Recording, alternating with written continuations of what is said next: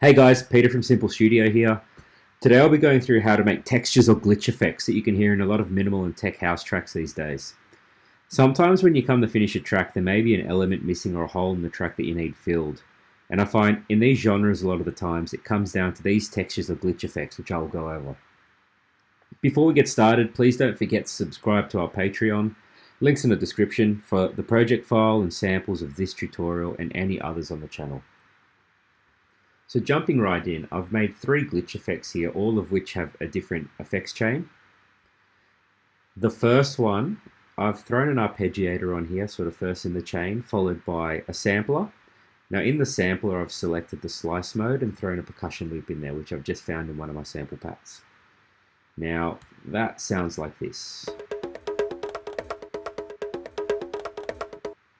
Nothing too special. So the key thing here is selecting this slice mode. So what that does is it creates a warp marker at every transient within your sample or whatever you throw into your sampler. That's key because that's going to indicate where the arpeggiator is going to select its different steps from.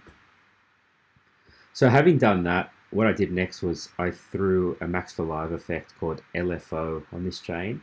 Now you'll be able to find that if you sort of search for it in the search bar. If you type Command F and select all results, and you'll see it at the top of your search results. I turn that on. Now what that does is you can select any parameter to be modulated by this LFO. In this case, I've modulated the frequency of my sampler. By clicking this little square button at the top of the LFO, you can basically select what knob you want modulated. Now, if I play that now, it will sound like this. So it's getting a little more interesting. So to spice things up a little bit more, I've thrown a grain delay on here, and I've thrown 2 more LFOs. Now those LFOs are going to be modulating the frequency of the grain delay and also the pitch. So if I turn the first one on,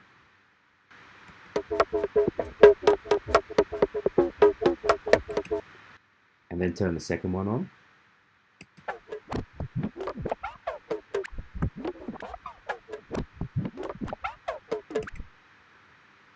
so it's getting pretty interesting. Now finally, the last thing in the chain was I've just put an EQ on here just to cut out some low end to give some space for anything sub 200 Hertz, and also I've cut out anything sort of above 3000 Hertz just to make room for hi-hats and any other high elements in a track. What I've done next is I've bounced the audio to a separate audio track. By creating a new audio track and selecting which track you want to record the audio from, in this case the glitch. So moving on to glitch 2, what I've got here is just an instrument which I found within the sample instrument packs of Ableton. If I play that,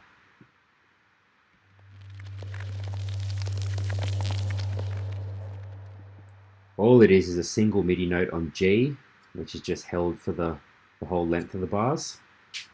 Now I've recorded that again into audio, and from that I've thrown some audio effects on there. So the first one is this auto filter.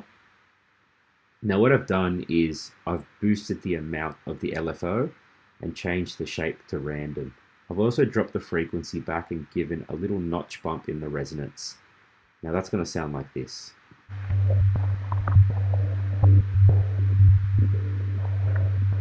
Next, what I did was I threw another grain delay on and had 2 more LFOs modulating that grain delay.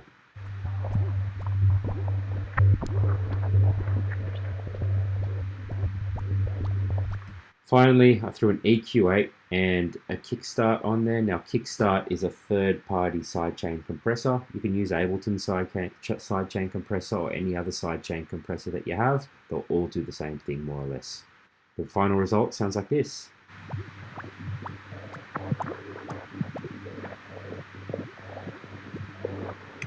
So moving on to glitch 3, what I've done is I've thrown another arpeggiator on in here and done the same thing I did earlier with the sampler, and I've thrown another sample within there.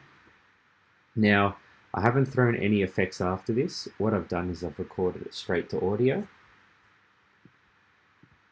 Now, this is what differs with the first glitch that I made. Once I did turn it to audio, I've cut and pasted the audio that was printed into random parts of the track. For example, I would take that part there and I'd put it there.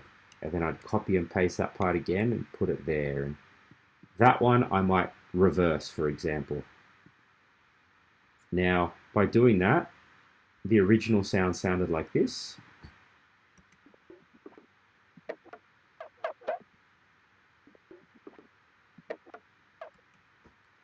And the new sound sounded like this.